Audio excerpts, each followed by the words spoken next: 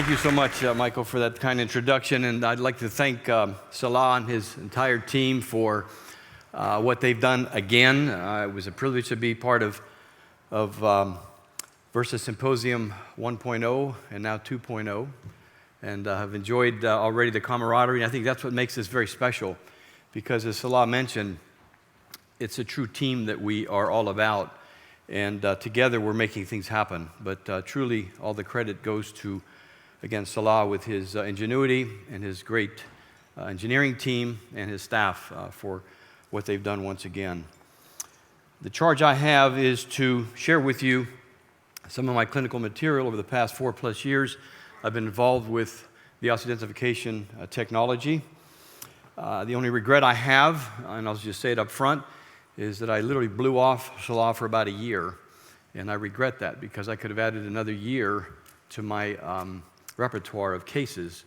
And I say that because he was after me, very persistent, to just try the burrs, Mike, just try the burrs. And I'm thinking, my God, what am I going to do with a set of burrs? And I really, it was an embarrassing moment. It was at one of the trade shows, and he happened to be at a booth not even 50 feet away from where I was standing. And we made eye contact, and I thought, oh, God. And he called me over. He said, Mike, just 5 minutes, just 5 minutes. And that 5 minutes pretty much transformed my outlook on what I do and how I do things with regard to implant dentistry. When I saw publications by Paulo Coelho, Paulo Trisi, my friends from way back, and as I'm drilling into this porcine tibia, and I'm getting real sick to my stomach, realizing, wow, what a difference in this insertion torque with the traditional protocol versus the Versah, and I'm seeing the dramatic 20 to 80 Newton centimeters. And then I looked up and saw these publications, and I thought, wow, I missed the boat. So that said, it's been a fun journey, and what I'd like to share with you are clinical cases on different arenas of what I do every day.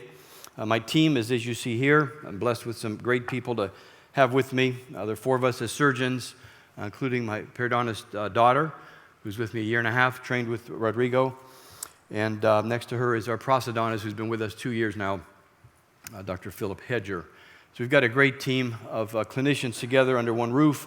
And my institute has been fun. I've really enjoyed the educational element. I'm a clinician at heart, first and foremost. I love what I do. I'm still practicing 4 days a week and enjoying it immensely. I could have retired about 8-9 years ago. I'm not sure what I would be doing. But the institute has been fun, because part 2 of my altar life here is in education. And I really have enjoyed that. I've been able to interface with a number of individuals from all over the world for a number of years now. So it's been 35 years of private practice, and I think it's important to emphasize a few items just as a sort of a prequel to what I'm about to share with you, because I think it's important that you understand the context from where I'm coming from. And that is, although I've placed implants from day one, literally 1983, in the days of Corvent versus Nobel, etc. It was about 23, almost 24 years ago that I really decided to focus in one arena, and that is implant-based surgical reconstruction as an oral surgeon. And being able to have associates with me, I was able to give up orthodontic surgery and everything else that we typically do in oral maxillofacial practice. And that was the best decision I ever made in my life. The second one was sitting down for what I do, and that was taught to me by a dear friend in year 1 of my practice. So I've been able to sit and do my work, and it's been fun. Now I say that, again, active 4 days a week. Proof of concept in terms of, as I see it, and conviction is, I use a number of implant systems, primarily 4. But as you see here, I only use one type of burrs for all of my cases. Every case, every day. No exceptions, with the exception only of my guided cases, full arch, where the burrs aren't long enough for me to utilize specifically, but we're working on some changes right now. And I've been able to integrate this technology into my courses over the past 3+ years as well, because those of you who know me well enough, I won't teach anything that I'm not doing, and doing with confidence and having a track record. And as was pointed out so importantly, we must have an evidence base for what we do, but we also must be what? Clinically relevant. And I think that's what hits home, and I'm going to drive that point home more as I continue here. And last but not least, this has resulted in a true paradigm shift for me, equal only in importance to cone beam CT. That's the impact it's had on me, my career, and more importantly, the patients that I've been able to treat over these years. So the paradigm shift is true, absolutely. It's something that occurs every so often in our practices. I can probably share with you about 5 or 6 different items that fall into this category. And this word comes really, it's got a Greek root, as does everything, as we know. Every one of you have some Greek connection, I assure you. If you share time with me, I'll prove it. But paradigma is the Greek word for pattern. See, the pattern that we expect to see is what you see here and what we've been used to for so long. The paradigm shift, though, is the pattern that we now see. And we must understand this in order to really appreciate what we have here. And one quick point, disclosure, in this digital age, we can grow bone, grow soft tissue, do a number of things at a push of a button. I'm not part of that game at all. And I think it's important that we have this disclosure. All these images I will share with you also are of my own cases. So, again, this technology has been nothing short of revolutionary for us all.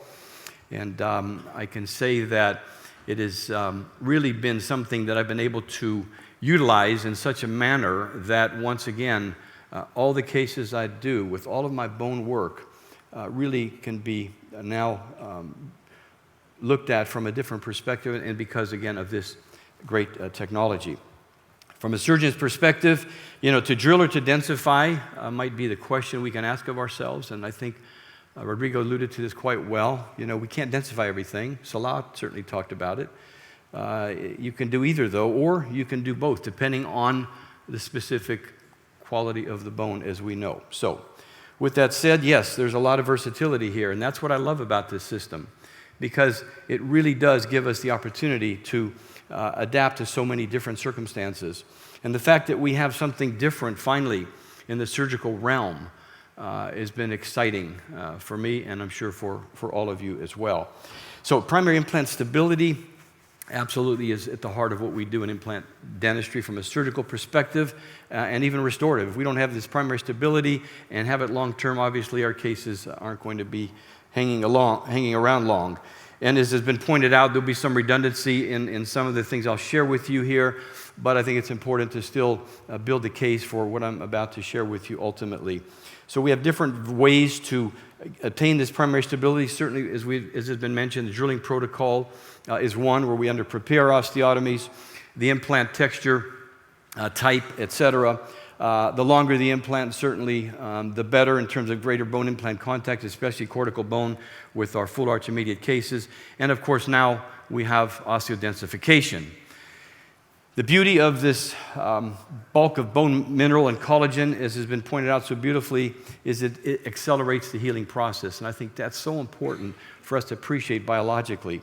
We're preserving bone bulk, absolutely, and the strength then is directly related to this bulk of, as has been shown again already and talked about, mineral density and collagen integrity. But for me as a surgeon, and those of us that are surgically based have to appreciate the fact that there's a huge safety control element here. This proprioceptive element that we work with is huge because we do have this so-called haptic feedback. When Salah first said those words to me, he was sitting in my office and going through his slides, and I said, haptic? What does haptic mean? I just never heard that term before. And I'm thinking he's pulling some term out of, his foreign vocabulary. It wasn't Greek to me because I would know it then. But at any rate, I appreciate what that means. And it's so neat to be able to truly sort of, be brain-guided and have a quantification to some degree of what you're doing all the time. And that's what's so neat about this. And the perfect circle is what I term what we end up getting, especially when we're looking at drilling in D1 and D2 bone. We're not densifying, of course. We're in a clockwise mode only.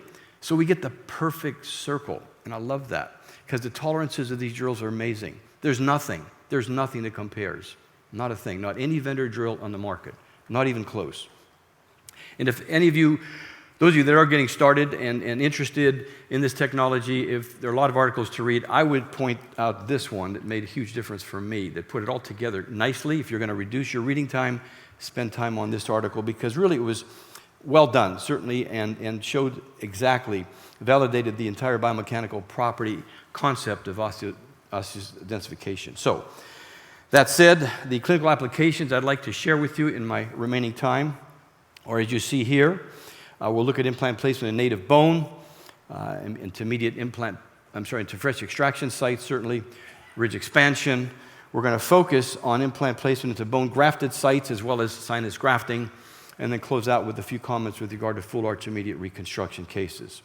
So, native bone. We all see folks like this, that adolescents that have congenitally missing lateral incisors, and we have bone like this that we're able to look at, and we can approach this type of a case in certainly different ways, but the fact that we're able to utilize the Osseodensification approach really has made a huge difference for me, again, in any native bone for that matter. But here in particular, we're able to utilize our sequential protocol, and looking at a D2, D3 kind of quality bone, we can densify, we can not densify, just depending on that proprioceptive response we get. And again, without getting into detail, the workshop, by the way, I'm going to strongly recommend that those of you who have not been through it, I don't care what level of play you're at, you need to do it, because there's some things that are not intuitive. And how do I know that? I'll share with you a couple of fiascos in a bit. So, in this case, again, what is appreciated is not just bone thickness, but certainly soft tissue thickness, as we know, for long-term aesthetics, and how we pointed this out quite well, no question. And I've been using these little veneer grafting xenografts for about 14 years, and when cone beam came along, which for me was 13 years ago, I've been able to quantify and look at these and follow these cases up, and here is a very nice application for that particular material. A 7-month follow-up, and then ultimately these were sent to me by my restorative colleague that's about an hour and a half away, and I didn't get to see the patient, but so apologize a little bit for that clinical picture. It's not exactly in great resolution, but what was sent to me. At any rate, my point is, in native bone, it's not an issue to not use these burrs, is what I'm getting at. D1, D2 quality bone across the board, we can use in a clockwise direction the burrs, certainly. Now, in extraction sites, no question, we've seen this already. I'll share with you a few quick cases. This has made a huge difference for me in these extraction sites, where we can begin to, most importantly, prepare this osteotomy with that perfect starter burr that's now available to us. It's absolutely spot on, rigid enough, pointed enough to get the purchase point that we need.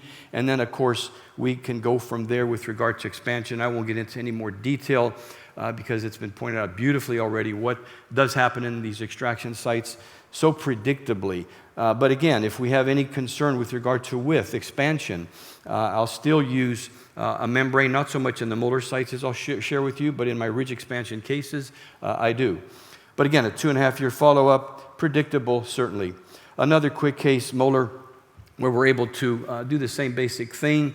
Again, going through the protocol, as you see. And by the way, on the website, it's all spelled out for you so nicely. Each of these different applications on step-by-step how to do things, certainly. But again, what's missing is the nuances that are so critical in a workshop. So I'll put a plug in for that again. Denton, been using this now for about 4 years, and you're going to hear from Dr. Pohl tomorrow beautifully. This topic is one of hers that she'll talk on so elegantly that the application is fantastic. And what Nelson has pointed out, using this with PRF has really been a game changer as well for a number of larger augmentation cases in particular.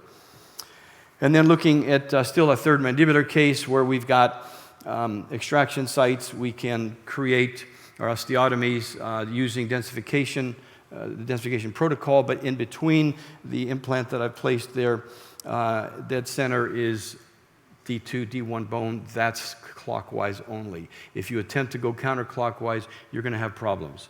And this is where we have issues in the posterior maxilla, as I'm going to point out later, that really have caused problems that unfortunately get more or less, you know the story, negativity travels faster than positivity. So a couple negative things, all of a sudden, you know, the entire protocol is getting trashed.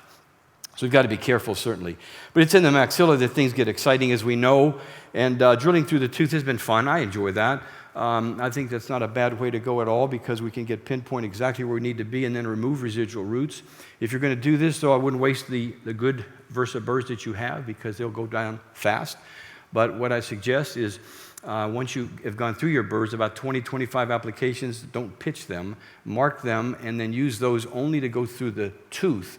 And then when you've gotten far enough, then you can shift gears and use your new Versah burrs. So just a little tip, or any other burrs that you have for that matter, to get started going through the root. But the key here, of course, as we all know, is that we can certainly predictably engage these sockets in ways that I would never have thought of before. In a lot of these cases, I would be grafting them and then coming back in 4 months and placing the implant. So a little different shift here, but we're able to, again, predictably get the outcome that we're after. Still another one here. We're, again, going through the tooth. Decoronation to start. It's just one approach. Hertzler talked about this some years back as well in his group. And others have certainly mentioned this in the literature, but the bottom line is it's just a way to go, and we can now in these maxillary cases, of course, approach the sinus membrane and know that we're basically right there as you're seeing the membrane. And the beauty of this is, I'll talk more about in just a bit with regard to our crestal approach, is that when I can see the membrane, I feel good about it. See, other types of approaches, it was truly blind, and that bothered me. And so therefore, I never really embraced it. And there have been a number of protocols that have been out there, as we all know. And they're like anything else. It's like, what's the newest thing for now? It's like a fad. And then it goes away. And then something else comes, and it goes away. This is here to stay. This is very impressive, I think. And has made a big difference, once again, for these maxillary molar extraction sites in particular. Ridge expansion, just quickly, when we do these cases, and Slav pointed out beautifully the rules that we follow now very nicely. We can't densify cortical bone, of course not. We can't do a thing with cortical bone. If it's 2-3 millimeters, we're basically horizontal augmentation time for sure, with whatever protocols you like. But in these cases where we can expand the bone, we still need to protect, as has been mentioned, because long term, the bone looks great, the implant's in there, but then, what does happen? Do we get some facial bone loss over time? Yes, we do. We can. So we must protect that facial plate, and there are different ways to do that, certainly, but membrane/particulate bone, in this case, the xenograft has application, definitely, as I'm going to talk more about here a little bit later. So, again, a 3-year follow-up. As we look into bone-grafted sites, and just a comment with regard to extraction sites in general, was beautifully shown this morning with regard to xenografts and when to place them, when to use them, when not to. We addressed this issue probably 15 or so years ago, at least I know I had, with regard to not using xenografts in extraction sites. Not at all. I mean, socket grafting, it doesn't work. Wait, 5 months? No, I was told then 6. No, wait, 8. No, wait, maybe 9 months. Have a baby come back, and what do you come back to is particulate bone that's still there. So xenografts, not in sockets, no. Where they have a great place, as I'll share later with you, is in the sinus in combination with an allograft. And that's a whole different story that I'll address a little bit later. So xenografts in sockets, no, not a good thing.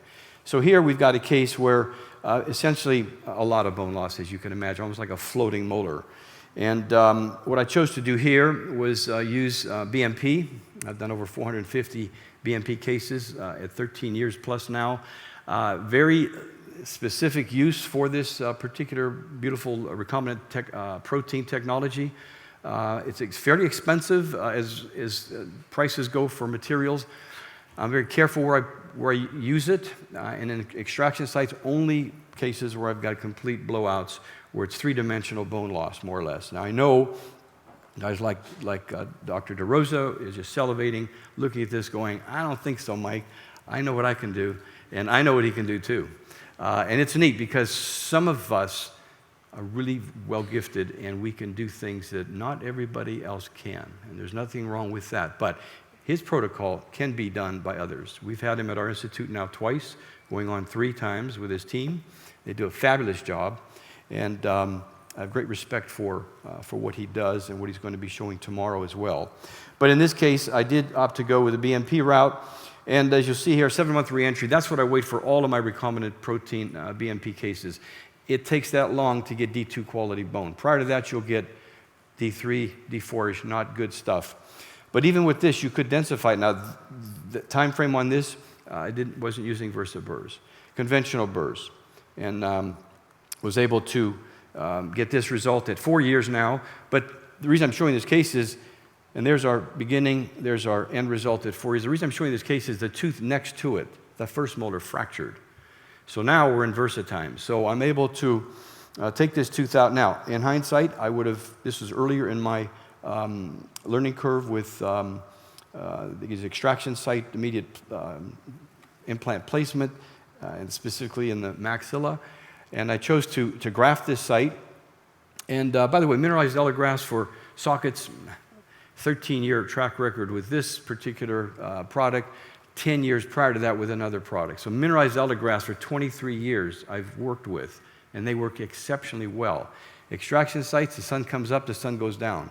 These are no-brainers. I've got more cores than I know what to do with. The only person who's got more cores than I do, I think, is that gentleman right there. And Dr. Horowitz is just, I think he's got them in his bedroom, in his closets, everywhere. But I have quite a few myself. And I've paid for all of them, by the way, $600 a hit. If anybody's got a better deal, let me know. I've used 3 different labs to make sure that there's no bias, okay?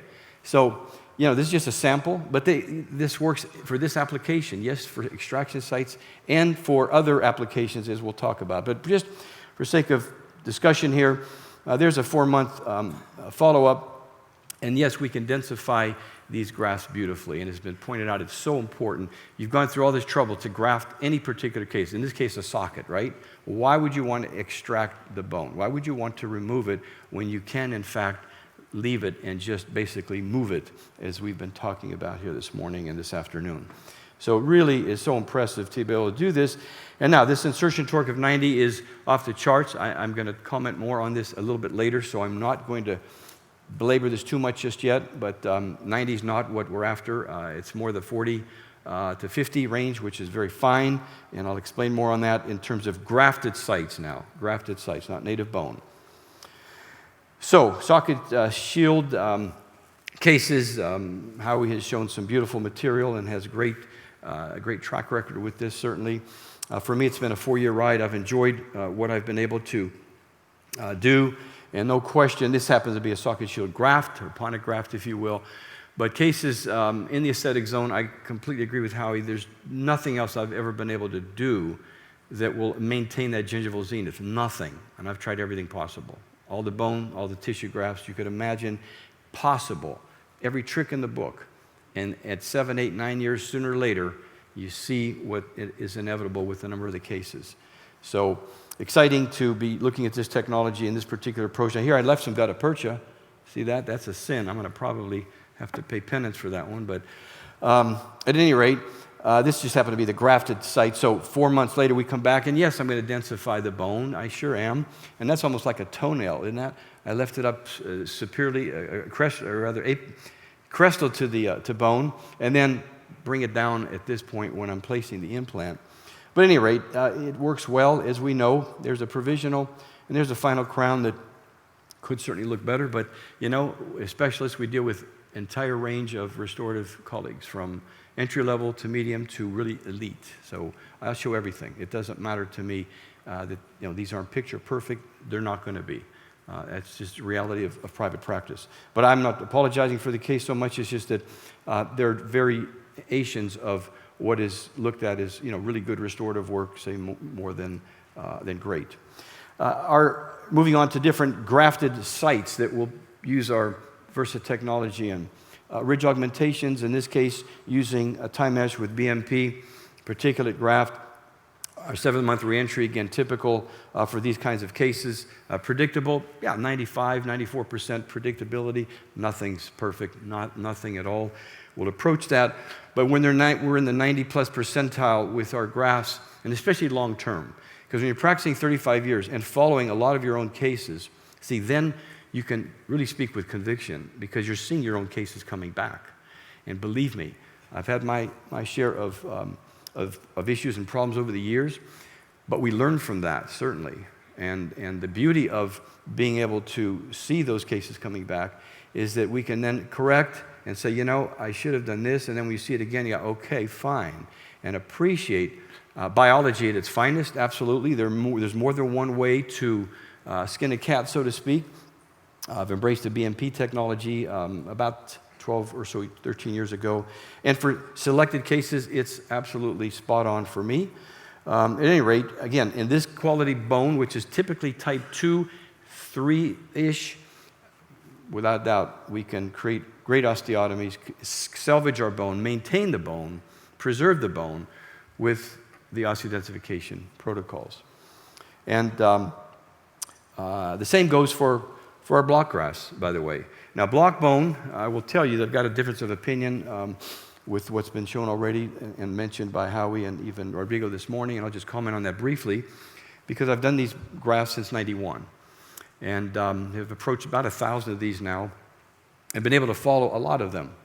Early on in the learning curve, I will tell you, I reported on this more than once in the literature, a 15 to even 20% bone loss with just a straight block and some particulate around it. Now, 20% may sound terrible, but if I've augmented 5 millimeters and I've lost 1 millimeter, that's a net of 4. That's not so bad. But see, then you got to be flexible over time. And about 12, 13 years ago, I added a GBR element to the block. And it's not just me only. Others, I think, have also adopted the same, more or less, protocol, where we're adding a particulate in a membrane, and of course, then add PRF to that whole regimen. But most importantly, when you add a GBR to it, then bone loss approaches like single digit. If you can measure it 5%, I'm not sure what that means. But visibly, there's just not a whole lot of bone being lost, and it's being maintained nicely. But the real neat part of these grafts is they've been able to follow them for so many years. And precisely, I'm about 29 years to be exact. And I take a little bit of offense in calling the cortical block necrotic, because I know Curry and I are very good friends. And we've had a number of discussions over the years, and what he calls white bone versus red bone. You know, I understand that. We joke about it. We talk about it. But the reality is, if this is truly necrotic bone, think about it. Would it hang around in anybody's mouth? There's no way. Now, block allograft is, I'll call that dead bone, absolutely. But we harvest a ramus block or a chin, okay? I will agree that cellular components coming along with that block are minimal. There are some, but they're minimal. But what's impressive in that block is all the BMPs and other growth factors that, imagine, what other biologic scaffold would you prefer to have other than something autogenous? And Eugene Roberts, brilliant orthodontist / researcher on bone biology for years, Indiana University, I think he's retired now, or semi-retired, wrote beautifully on this years ago on how bone turns over. And say a fracture of a femur humerus in our body takes about a year for complete turnover. Doesn't mean that bone is necrotic. The cortical plates have to what? Remineralize, etc. So the long and short of it, that's not exactly the same as a block taken from one area and moved to another. I understand that. But the turnover over time is what's key. In the literature, especially in the plastic surgical with Burchard, that Howie pointed out, there's no question there's a difference in cancellous and cortical bone turnover. The cortical bone will take longer because why? Blood vessels can only enter via the Herversian canals or the Volkmann's canals. That takes time. And it takes about 4 months to revascularize a good part of these blocks. But at 4 to 5 months when we re-enter, in no way are they turned over like you see here. Not at all. In fact, I don't really strip these like this, only for this purpose, to show what they look like. In the early years, I'd strip everything and show it all, and then after a while I thought, well, it's stupid. I'm stripping this periosteum from this bone. You know, it's all about blood, and it is. Nelson, wherever you are, thank you. It is about blood. So long story short, it's not necrotic bone. It really is not. When you get right down to it, and the only place I saw in the literature to start was with Burkhardt, and Craig Mish and I and others have had many discussions over this. You know, there's a difference. Block allografts are dead. And why does a mineralized particulate bone graft work and the block doesn't? Not predictably, at least. It's all about revascularization. But that autogenous block will revascularize. Absolutely will. If it didn't, I would have been run out of town a long time ago. Now, do I do as many blocks today, in fact, even the last 8, 10 years, as I did prior to that? No, absolutely not. There are less invasive ways to augment different sites, etc. So at any rate, when we do re-enter these blocks, we're going to be looking at what? Not densifying the bone, of course not. We're going to use these burrs in a clockwise motion only, but we're getting that precise osteotomy, and we're going to go right to the entire drill regimen, meaning being within 0.3 to 0.5 of a millimeter, and then place the implants predictably, very well. And by the way, a number of these cases we can do what I just showed you. We can horizontally augment and then place our implants, shorties, 6.0, 7.5s. We know I was dead against those guys until I started looking at the literature and then seeing what's out there. For the past 4 or 5 years now, I tell you what, pretty nice follow-ups so far, in the mandible in particular. So we can avoid big vertical bone grafts that will take longer and cause other issues and are not predictable. In most people's hands, they're not. They're definitely not. And still another block where we're able to do our thing and once again re-enter. And again, if I wasn't able to follow these cases long term, I would be basically telling you, just stories. And I'm not about stories. I'm about validation. I'm about what I do every day and what I follow up most importantly. And this is just last Monday, did a V-plasty using Eloderm that I've used for 19 years now for my V-plasties. A lot of great application for that particular material. Moving on to a maxillary case where we're able to have some different versatility with regard to approaches.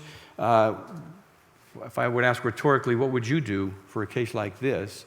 19-year-old young gal who came to us with missing tooth, trauma at a younger age, been wearing a flipper forever, hates it, and would like something permanent. We see that profile. We can harvest this bone very predictably, very quickly. In fact, these sliding blocks, by the way, in the posterior mandible, when I'm going from here to here, take about 35 minutes, the whole procedure. We're done. And in 5 months, we re-enter, and we've got native bone, and I agree, autogenous bone is fantastic. There's nothing wrong with that. But the blocks do work, and I've got the follow-ups to validate that. But here we're harvesting this block, and we're able to, again, site preparation, how important is that? See, I've seen cases, many cases, where there's no site prep, especially in the posterior mandible. And then the folks wonder why the blocks don't work so well. Why do they resorb? Why are they mobile? When I go to place the implant, it's shaking, it's moving, the damn thing's gone. What happened? It's protocol. If you don't site prep, especially in the mandible, that's dense bone. You can't lay cortical on cortical. Not going to work. Not going to work. Maxillary can get away with it. But site prep means I will literally form an inlay prep and the block fits into it. And there's no time to get into all the detail, but that's a huge part of the protocol because we want revascularization of that block. And in the mandible, where there's cortical bone, primarily, you're not going to penetrate that too predictably. But in the maxilla, I'll do the same. I'll site prep, inlay prep, 2-screw fixation, our particulate GBR sort of approach combination. And, again, I've done a number of these over the years to be able to speak with conviction, what works, what doesn't work. If they weren't working, I would have not even been teaching it, let alone doing it, or vice versa. So do I do as many blocks as I had up to 10 years ago? No. Again, as I mentioned, other ways to skin a cat. But on reentry, at only 5 months, we've got great bone. We're able to use, again, our protocol with regard to our Versah technology in a very predictable mode. And here, look at that. Is that not bleeding bone? I mean, if it were truly necrotic bone that we're drilling into, you would not see any blood to speak of, or minimal. And I understand that cortical plate is minimally vascularized at 4 months in the maxilla. I know that. But over time, what will happen, and how important is tissue thickness, as we know now from Linkevicius and others? It's huge. It is huge. You have 2 millimeters of tissue thickness or better, boy, you're in great shape. Absolutely. And what Howie mentioned about thin phenotypes, these block grafts have tremendous track records in very thin phenotypes. So again, autogenous bone, I'm a big fan of as well. I think it's great to be able to utilize it, and in different capacities, different applications, no question at all. And the insertion torques that we'll get typically in these types of grafted cases vary from 35, 40, 45 Newton centimeters. This one, let's see, we're at 40. So very acceptable. Do we want to immediately provisionalize this case? We certainly can. But then this is a 1-year follow-up on this young lady. But tremendous follow up on our cases, which is most important. And if I were talking just on the application of the blocks, I would be able to show you a lot of material, and more importantly, the protocol that's impressive to follow. Dehiscences with these grafts, it was pointed out earlier this morning that a lot of folks have issues with the flap, incision line opening with block grafts. Well, hell, they can open up with anything. Are you kidding me? It's all about flap management, as we know. And I will tell you that our European colleagues like sharp dissection of that lingual flap. I like blunt dissection. A little different of opinion, of approach, but they both work. But the key is we're doing what? We're relaxing that lingual flap. If you don't do that, I promise you, whether we're taking bone from here, okay, whether we're doing a hip graft, titanium mesh particulate graft, a titanium reinforced PTFE membrane, or anything else, it doesn't matter, or a block, autogenous block. If you don't have proper flap management, lingual, not just facial, it's going to open up. Absolutely it's going to open up, I promise you. Out of 10 cases, at least 3 or 4 will. So very important to, again, appreciate protocols. So just to say a blanket statement that the blocks don't work or they cause incision line opening, no. It's the other way around. It's the protocol wasn't followed to allow for proper flap management, resulting in an open wound site. And for that matter, how about dehiscence in the vestibular area? Anybody ever have that? Forget incision line opening. You thin out the flap so much on the facial, you adapt, you close, and then you get a nice opening in the vestibule. Ever have that happen to you? That's just as catastrophic as incision line opening. It equals catastrophic bone loss. You take everything out. It's over. So it's all about protocol. So in those cases, I will do what? I'll soft tissue graft in advance of my bone graft, especially with my big reconstructions.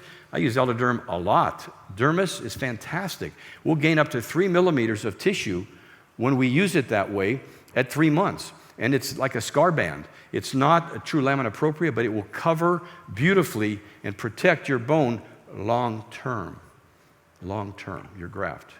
And by the way, the graft, we always refer to the graft. Look at my graft 5 years later. No, that better not be the graft 5 years later.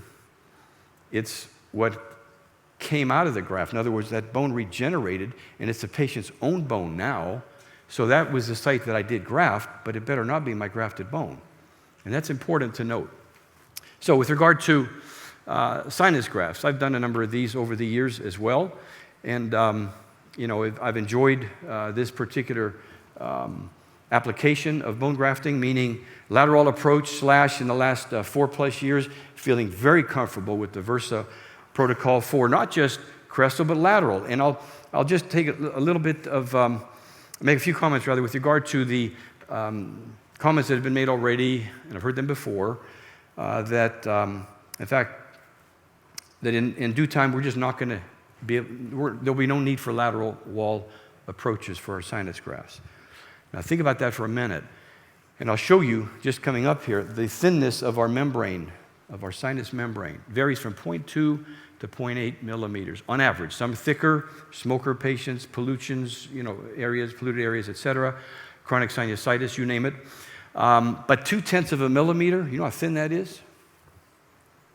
That's as thin as an eggshell membrane. And how many of you have been in a little workshop where you're playing with piezo and trying to very carefully outline the egg, the shell, and not perforate that membrane? But before you know it, boom, you're through it, and you curse yourself. I'll try it again. I'll do it again. Imagine that membrane. And I'll just hold that thought for just a bit when I get to the crestal approach. But lateral, cases like this, as you see here today, I would do crestal, yes. But let me just show you what I did here. And it was interesting because even in a lateral case, especially when you want to, one stage, I don't want to go back and, if I can help it, and do it twice. I want to place the implant, do my sinus graft at one time, whether it's lateral or crestal, of course, if I can at all.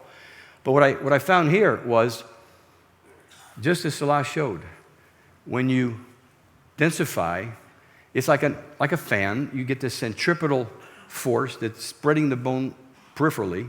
That's exactly what I saw. I had to take a picture. I didn't realize it. Whoop, stop, get my gals over and grab a quick picture of that, okay? And of course, in a lateral case like this, we're going to elevate the membrane.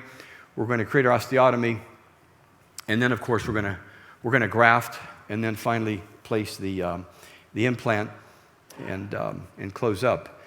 Another one, 4.7. Today I would do this crestal, yes I would, but I'm showing you this case for a reason. And let me just share with you, going through the protocol sequentially, and I've done this pretty much forever, to be honest. It's a confession that I don't follow exactly what quote-unquote protocol is, but we're just bear with me, because here I am in about a 4 millimeter barely ridge, closer to 3 as it turned out, going up the ladder. There's 2.0. Making sure we're aligned well, and continuing 2.3, and as you'll see, 2.5 coming up. This is in preparation for a 5.8 millimeter diameter implant, large diameter implant, molar replacement. 3.5, 4.0, 4.3, 4.5 now. Here's 5.0. I stopped right there for a 5.8. Check out the site. Look at the whiteness. Compare the 2 other cases of my own where I used conventional vendor drills. Big difference. Look at the whiteness. Look at the opaqueness. Okay? Perfect circle. And I stopped at 5.0 for a 5.8 millimeter diameter implant, right? Okay, so there's our graft. PRF fragments within our 50-50 mix of Mineros and xenograft. Again, I've used this protocol for 27 years of a xeno-allo. But now, more importantly, pay attention here. 20 Newton centimeters to start. There's 30. And when you see it binding, when it's not even a third of the way down, you know what's happening here. And you'd want to stop, take this thing out, go to the 5.3 or even 5.5, because you don't want to be doing this where the whole head is shaking as I'm turning. I'm at 80, and I end up at 90 Newton centimeters. I can hang a chandelier from this implant. It's not a good thing, because, see, insertion torques, and Costa hit on this well. I'm going to share the same basic references there in a minute. In native bone, it's been shown, 100, 150, Costa does all the time. I watched him. I spent time with him and learned a lot. I mean, unbelievable what can be done in native bone. But when you have these grafted sites in particular, I should say D3, D4 bone, and we densify the bone. Now think about it. You densified the bone. Why is it white? Is it aseptic, or I should say avascular? Better not be, and certainly not. But it's not as vascularized as had we not densified it. Would you agree? Now that said, you undersize your osteotomy, and now crank this thing into that densified rim, and I lost 2 big molar implants within weeks of each other. Patient come in, I've rarely seen a patient actually have the implant in their hand, and my God, I was embarrassed. I was so proud of it. I looked at my notes like, 70, 80 Newton centimeter insertion, it's impossible. How in the world, did you bite on Brazil nuts? Or no, absolutely not. Not enough vascularity at all, and the biomechanical retention just went boom. After what, that 2-week number or so? Absolutely. So what I'm saying is that our goal for these cases, absolutely, when densifying bone and D3, D4 quality bone, 40, 50 Newton centimeters, I'm excited, I'm ecstatic. If I'm engaging bone with that implant and I'm hitting 40, 50 right off the bat, or any big number, I back it out, go to the next drill, and make sure I'm even closer to my final drill diameter, or I should say implant diameter. You must do that. I just gave you a huge pearl. If you learn nothing, zero, nothing from my time here, and took that home, I would be very happy, because that will save you a lot of grief, honestly. So densification means something. Type 3, type 4 bone. So, again, what was pointed out beautifully by Costa. And by the way, his team is amazing. I mean, had a privilege of spending some quality time with both he and Petro, and I'll tell you what, these guys are 5-star, top-shelf clinicians, beautiful work across the board. What they show, what they do every single day.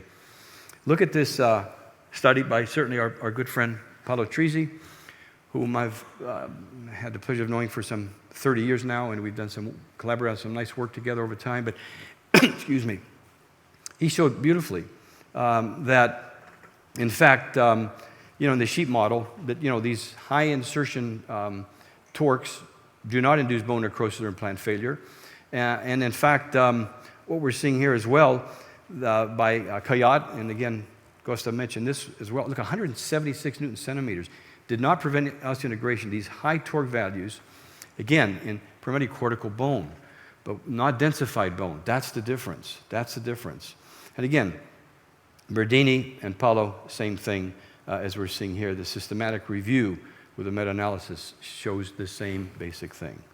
So there's our case at 5 months and then 3 years out. So I was fortunate in this case that we made it at 90 Newton centimeter torque. And still, another quick one is for lateral approach. Basically, what we're able to do is, again, our same protocol. And by the way, that xenograft-allograft combo in a sinus is fantastic. Okay, what Valentini did and had been doing for years, and we always disagreed, our camp here in the States is putting 100% bios into a sinus. It never made sense to me. If it's not turning over, why would you do that? So if it's going to still be there 20 years, it doesn't surprise me. But when I use it 50-50 with mineralized allograft, I call it a skeletal matrix. It's like coral. It's not going away. I don't want it to go away. But the allograft will, and it will be replaced by what? The patient's own bone. How do I know that? You know how many cores I have of sinuses? At 10, 15, 20, 25 years out? A lot. And they show me the same thing, a bridging with the xenograft and autogenous bone. It's a beautiful thing. So xenografts have application, just have to know where to use them. Okay, very important. And why would I even use LPRF at all into a sinus graft? The fragments as well as the exudate. Listen, improves angiogenesis. Anything that does that, I love, absolutely. The growth factors that are there, and we know the whole story from Nelson. Fantastic application. And by the way, got misquoted and thrown under the bus here recently by not important who or even what venue, but I think it's important to be very specific and clear on I'm not suggesting that this forms bone. Indirectly, it helps bone formation. Why? Because it increases angiogenesis, LPRF does. So that's a very good thing to use anywhere we have bone, absolutely. And in these lateral cases, lateral wall, sinus graft cases, that's been the protocol forever. Now, these fully pneumatized sinuses that are 1 and 2 millimeters, you're not going to find me doing crestal approaches. That's just me. Now, you're going to hear from Ziv, who can do some beautiful magic, and that's wonderful. But for me, when I look at these membranes, and I'll tell you what, when you have that membrane that's staring back at you in the face, and it's 0.2 to 0.3 of a millimeter thin, you can just sneeze or cough or make one wrong move, and you're through it. Okay? What do you do then? If you don't know how to do a lateral approach, you're going to get caught with your pants down, right? Think about it. You go in for an appendectomy, gallbladder, emergency. Your general surgeon is going to do what, most likely? You wake up in the morning and you've got 6, 8, 9 puncture wounds. You go home probably that next day. 1 out of 10 of us is not going to go home that way. We're going to wake up and have this big incision with staples or sutures, whatever. What happened? What do you think happened?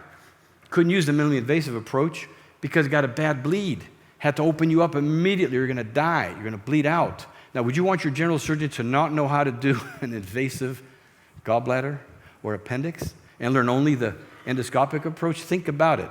So I'm really careful and want to make sure I'm clear on crestal approach is wonderful. And yes, I'm doing a whole lot less lateral approaches than ever in these last 4 years. And with conviction, I love it.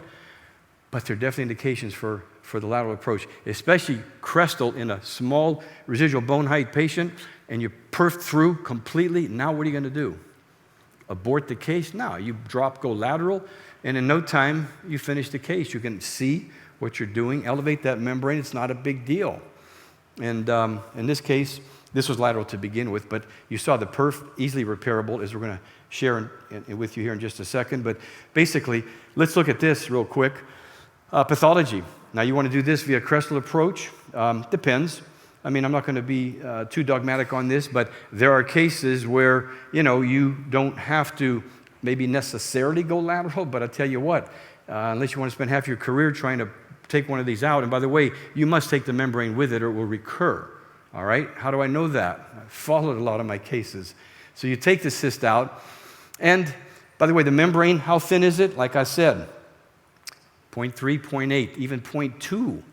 Now, when you're that thin, you know, you can easily tear them. But look at this one. When you can rebound off of this, like a trampoline, hey, we'd love to see this every single time, wouldn't we? It's called chronic sinusitis. There was actually a mucus cyst under this that I removed, and I had to stab the membrane to perforate it by design, by intentionally. I couldn't get my blade in there. Nice sharp 15. Look at that. It's rebounding. I have to grab it with my pickups and then make the incision. But then contrast that to this one. Am I the only one that ever sees membranes like this? Really? I mean, honestly. Am I the only one? And when you've done 1,200 of these things, you're going to see some of these, I promise you. And you'll see them in a fully edentulous maxilla. Oh, yeah. The longer they're without teeth, you know the story. That's not the place to begin with sinus grafts in an edent maxilla. Membrane is going to be this thin. It's going to tear. When you look at it the wrong way, it's gone. And or you're removing pathology. Pick one. So the literature tells us, and unfortunately, these are my friends. I'm not in any way dissing them at all. But the literature is clear on this, telling us what do we do with these cases? Well, we abort them. We should abort them and not graft. We have pathology, right? And Mellitus, same thing. Membrane tears badly, abort, come back at what time frame? Again, 3, 4, 6 months, 9 months. Again, have that baby and come back. There's no membrane. Histologically, there's early formation, but it's cellular layer thick, transitional epithelium like the bladder. You can see the cells as they thin out. I mean, it's ridiculous. It's going to tear again. So my vote, loud and clear, is you repair that membrane. You replace it. And I've been preaching this for the last 24 years with this technique, external fixation, large 30 by 40 collagen membrane. Sometimes you have to splice 2 of these together because the sinus is huge. But the key is to literally wrap around all the walls, but be about 7-8 millimeters from the floor because you want those bony walls in the floor to feed into your graft. Sometimes I will fixate internally against the nasal wall. That's important. You don't want movement of this. And this is basically quickly a schematic of how it works. And just quickly to go through these last 2 pathology cases. Here's another one. And it depends on, you don't have to remove all these benign entities unless when you elevate that membrane, in your mind's eye, you're wondering, will this include the osteomatal complex? That's the question. Size and location dictate everything. Okay? Here, I elected to remove it. It was a molar that caused the pathology. Yep. Pre-cone beam CT days, that's a medical grade CT where you can see that large cyst. It was a fibrotic cystic mass. Removed it. Complete perforation. Now, what do? Staring at the orbital floor? What are you kidding me? No. Fixation, membrane, graft. Increased infection rate 1% doing this technique. I've never aborted a sinus graft in my career. A blanket statement. I can tell you that with conviction because of this membrane technique. It's very effective. Look at 16 years follow-up. How about this one, just real quickly before I get into my crestal section. Look at this, obliterating the entire sinus. Are we going to take this out via a crestal approach? I don't think so, because this membrane lining must come out. And we graft, and there, by the way, there's a 2 30 by 40s. That's how big the sinus was. I won't show you the video, but 10-month follow-up, and more impressively, 9-year follow-up. The grafts in place nicely, the implants well. Predictable. So let's, in my last minutes, get right into our crestal approach. Just quickly, this again is online at the beautiful Versah site. I'll just zip through the protocols. Didn't intend to go through them. That's part of the workshop, certainly. But these protocols 1 and 2, I follow religiously, and that's what gives me the ability in a residual bone height of 4, even sometimes 3 millimeters, up to 5, 6, 7-ish, all day long, crestal. Big difference. I would do laterals on those in the past. So let's quickly share with you a few cases. And again, being able to go through the protocol and, of course, intraoperative radiographs, so important, absolutely. And as we know, I like to use this particular product that Rodrigo talked about in the morning, and that is the Novabone putty, this Elaplast, one of the only Elaplasts that I've really looked at and I'm comfortable with. It is radiopaque, so it shows up beautifully like that. You want to see that dome. That's the hallmark of, yes, I did it well, I didn't perf, and everything looks good. So That's what we're after. And again, the sequence of events, as we know, we go through taking our intraoperative radiographs and ending up with something like this that allows us to place this implant very comfortably and into densified bone so that we get a nice insertion torque as well. And then the same thing here, applying the Nova bone, as you see. And by the way, 0.25 is what I use per site. And I use 0.25s only. I don't use the halves because I don't know how much I'm using necessarily if I've got 2 or 3 in a row to do. So the gals know it's cartridge per site. And if I need more, when I take my radiographs, then we open up another one. But it's always 0.25. And still just another quick case where we can do the same, nothing different, but impressive, where when I can eyeball that membrane, I feel good about it. And I can see that I have not perfed. Because if I have, well, then we have some choices to make. This allowed me to put a 10.5 millimeter implant in, where we started with barely, 3 or 4? I mean, impressive, predictable. That's the key here. That's the key. And when we do get a perf, though, look at that. And it becomes a complete perf. And you only have about 4 millimeters of RBH. You got 2 choices in my book. I'm either going to drop and go lateral real quick, elevate that membrane, put a collagen membrane in there, and call it a day. I can do lateral and put the implant in all at once. No issue at all. Very quick, very fast. When you're used to doing these, it's not a big deal. Or use a shorty. I'm not a big fan of shorties in the posterior maxilla. I elected to do that here. Those are the choices as I see it. Okay? I mean, so morbidity, yes, can happen. And just quickly to close out, full arch immediate reconstruction. What Costa and Petro have been doing, nothing short of fabulous. My approach has been guided for now 10 years, fully guided, although we have been doing now a number of full arch cases with conversion protocols, but done in one, so to speak, meaning approaches where we can actually place our final product at time of surgery and then just tweak things as a soft tissue bed is an issue. But basically, for these cases, we can use Versah burrs as well. Why not? Maxilla or mandible. When we're freehanding, we can densify bone here, no doubt about it. So we're able to do that predictably and very nicely, I might add. And with what has been shown by Mike Block with navigation, and Dr. Cullum will show nicely tomorrow the same type of thing. When we look at our full arch application, that excites me because I think there's going to be some value there where we can navigate our implants with densification, especially in the maxilla. That's really where I think would be kind of neat, but even the mandible for that matter. So we can do this predictably in the lower or upper arch, certainly as you're seeing here. And again, we're not always densifying necessarily the mandible, but there are osteoporotic mandibles we deal with where we want to densify bone. So it's a combination of densification and what? Clockwise. So you've got to see, that's where there's science and art kind of combine, and there's no real science to say, okay, this is a protocol to follow. It just takes some time and experience, but I will tell you there's tremendous application here for this, no doubt, no doubt, no doubt. So that said, in summary, osseodensification, again, has been such an amazing technology for all of us and has some unbelievable value, as we now know. And certainly we increase bone mineral density predictably. We know that we can work with bone because of its plasticity and the fact that it allows for deformation. And again, Salah has done such beautiful work with his research team, and I give all the credit to him and to all of those involved on his team that have shown that we're able to basically autograft our bone. As we know, we can take this bone and reposition it, just move it rather than extract it. We just move it. And the safety element is there. If it weren't, are you kidding? None of us would be here today.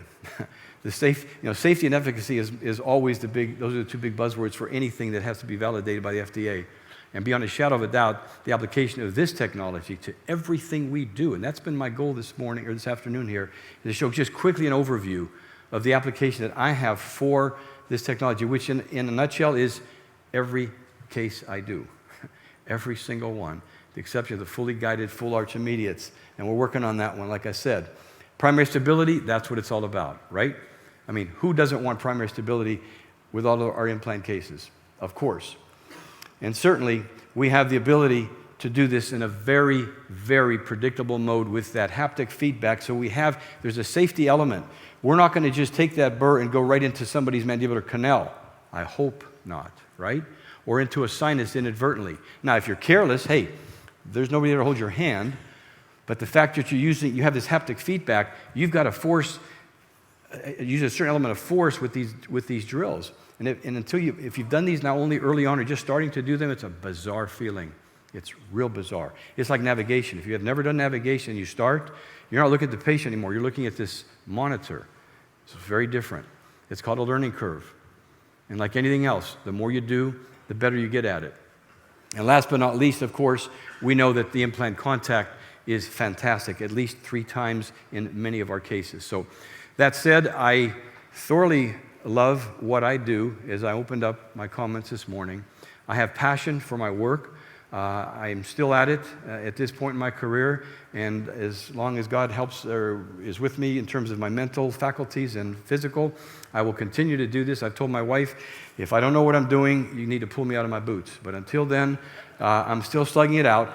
But that said, with all that love and passion, there's still something that's way more important than that, and that is having a grandchild, especially. And that's the first one that we have. And little Alice Sophia is 11 months old now, and just a joy to have with us. This is our daughter Lindsay, who's the periodontist. I told you about this, with me a year and a half now. And what joy this little rascal has brought to us, I can't tell you. She doesn't crawl. She just kind of lays on her belly, does planks real well, and kind of sits up, but that's it. No walking. I think she's going to get up and run someday rather than skip to crawling and what have you. But what a joy. And that's really what it's all about for all of us. The family element is so important. And if I can leave you with one closing message, and that is, don't forget the folks at home. It's real important. We all get carried away, and I've crossed that line more than once, I'll tell you that. But you get back and make sure that they're taken care of as well. So that said, thank you again, Salah, so much for this opportunity. Thank you.